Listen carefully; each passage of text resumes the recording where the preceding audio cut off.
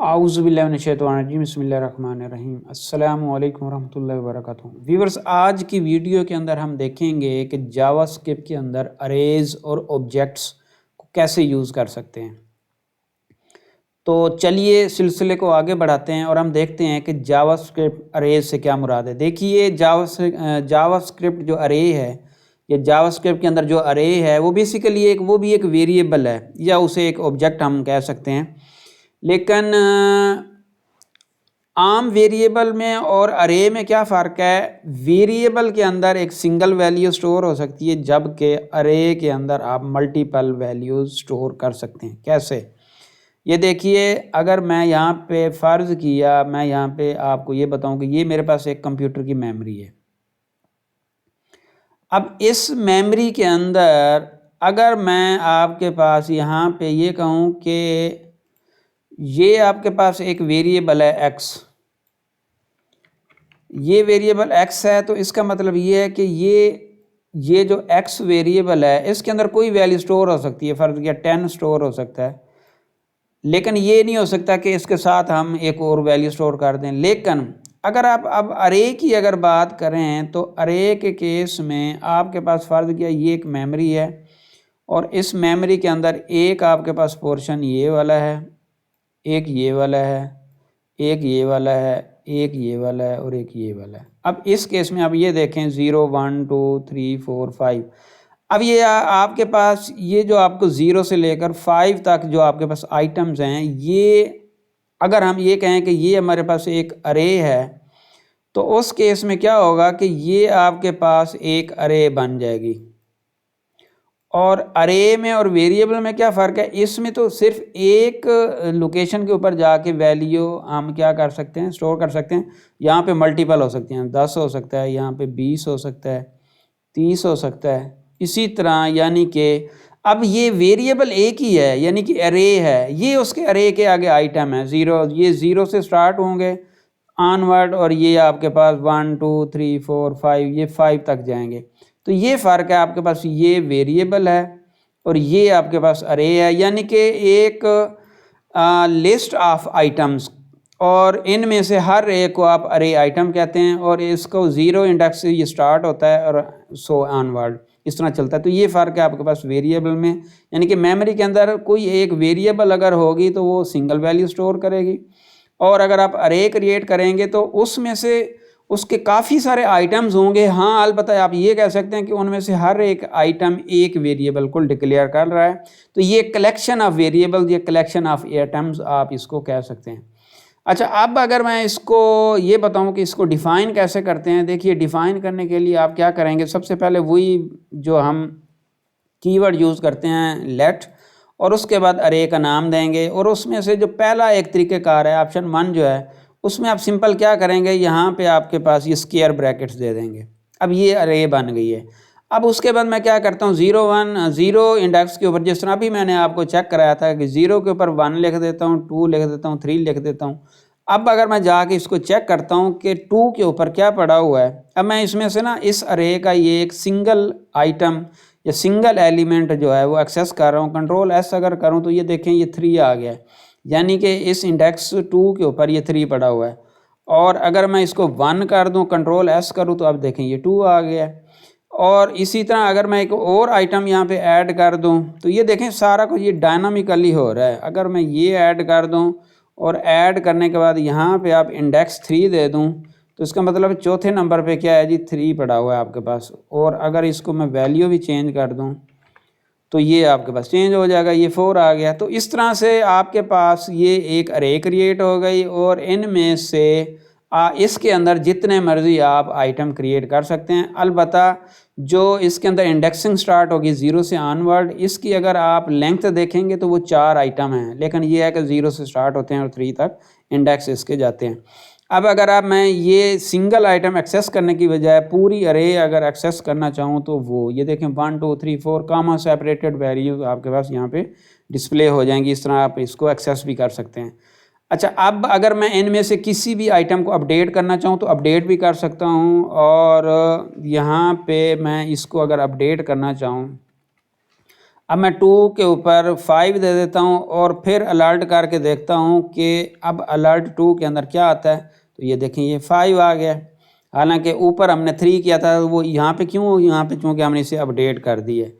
तो ये इसके कुछ बेसिक ऑपरेशंस हैं। अब अगर मैं इसकी टाइप चेक करूँ तो टाइप जब चेक करूँगा तो टाइप इसकी ऑब्जेक्ट आनी चाहिए, यानी कि अरे बेसिकली आपके पास एक ऑब्जेक्ट है। और आगे हम देखेंगे कि ऑब्जेक्ट से क्या मुराद है। आगे इससे अगला जो टॉपिक है वो ऑब्जेक्ट्स के ऊपर ही हम डिस्कस करने जा रहे हैं।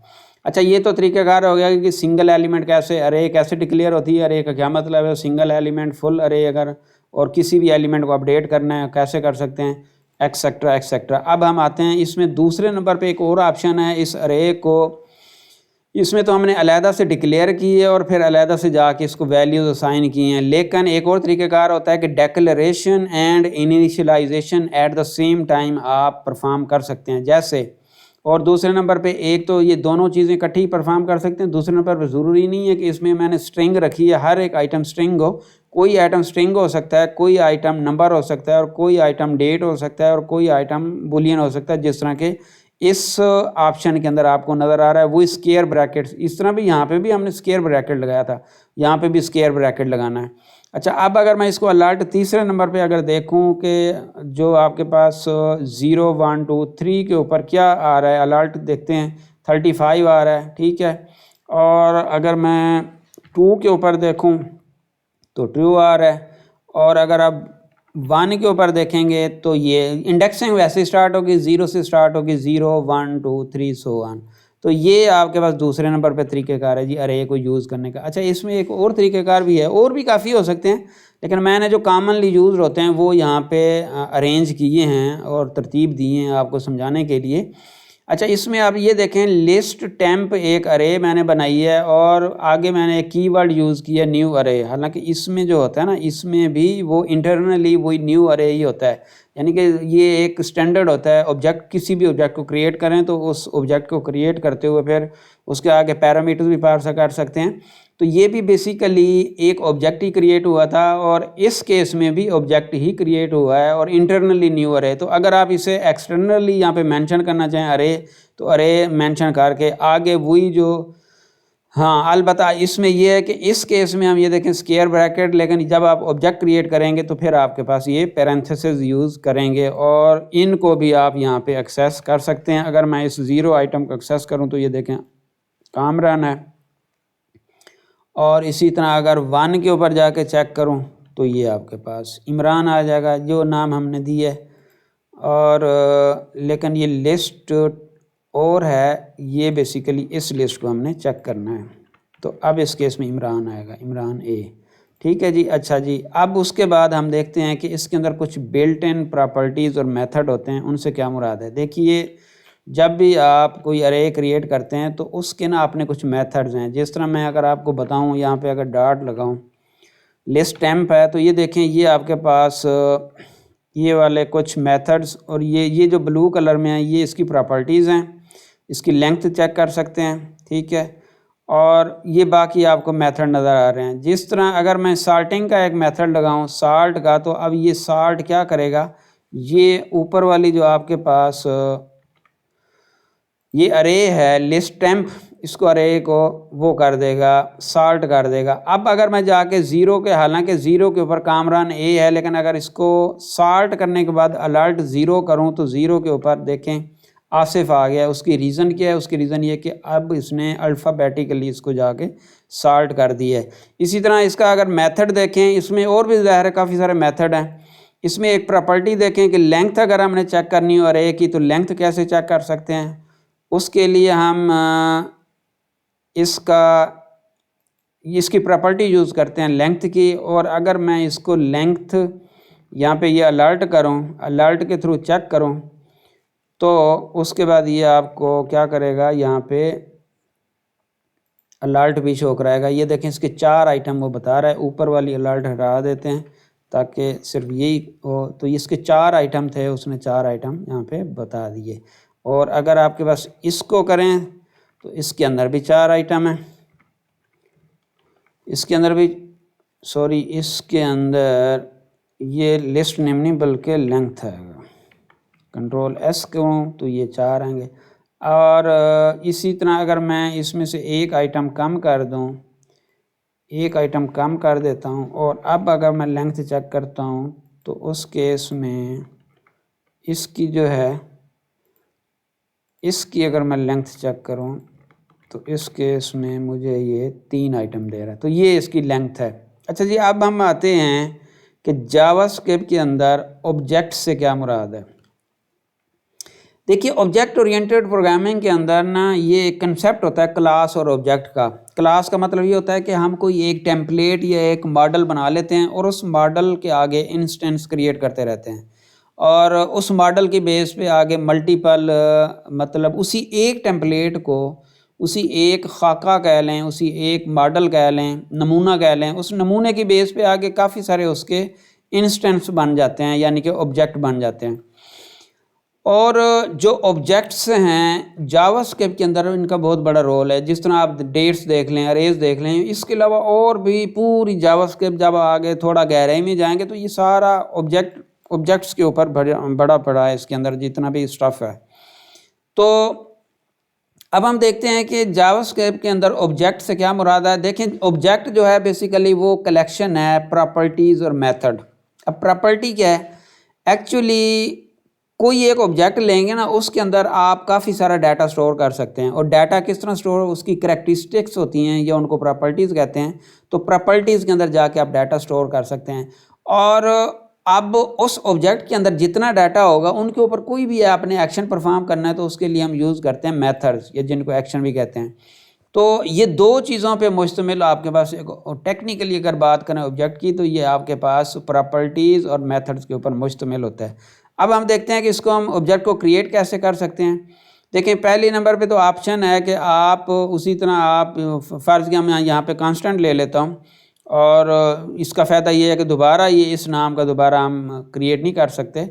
और अब उसमें हम क्या करेंगे, यहाँ पे एक तो ये आपके पास करली आपके पास ब्रेसेस आएंगी, उसके बाद सबसे पहले प्रॉपर्टी का नेम आएगा। ये देखें, जो ही मैं माउस लेके प्रॉपर्टी का नेम, फिर उसके बाद कॉलन, और उसके बाद फिर उस प्रॉपर्टी की वैल्यू। कहने का मतलब ये की पेयर कह लें, एक पेयर होगा, एक आपके पास प्रॉपर्टी होगी, वैल्यू होगी सेपरेटेड बाय कॉलन, और उसके बाद अगली जब प्रॉपर्टी या मेथड आएगा तो फिर उस केस में आप क्या करेंगे, कॉमा लगाएंगे। तो इस तरह मैंने एक ऑब्जेक्ट बना लिया, इसके अंदर 3 प्रॉपर्टीज़ हैं। फर्स्ट नेम, स्टूडेंट का एक ऑब्जेक्ट है, first name, last name and as.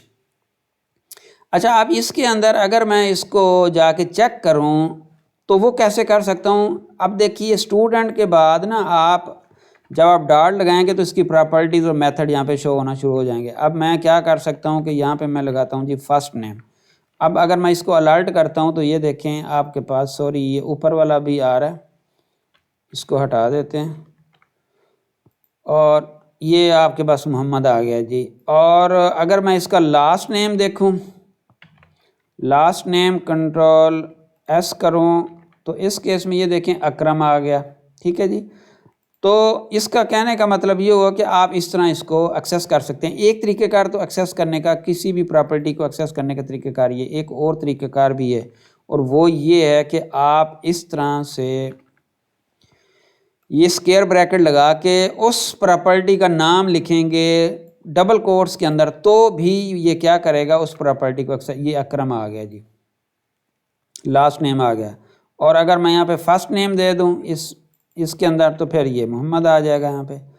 तो इसी तरह अगर मैं एज दे दूँ तो ये एज एक्सेस कर। तो कहने का मतलब ये हुआ कि आप इस तरह से भी इसको एक्सेस कर सकते हैं। अच्छा, एक तो तरीक़ेकार एक्सेस करने का ये है, ऊपर हमने देख लिया। अब इसकी किसी भी प्रॉपर्टी को आप चेंज भी कर सकते हैं। मैं फ़र्ज़ किया यहाँ पे क्या करता हूँ कि यहाँ पे फर्स्ट नेम जो है कामरान दे देता हूँ, और कंट्रोल एस करता हूँ। कंट्रोल एस करने के बाद मैं अलर्ट करता हूँ। ठीक है जी।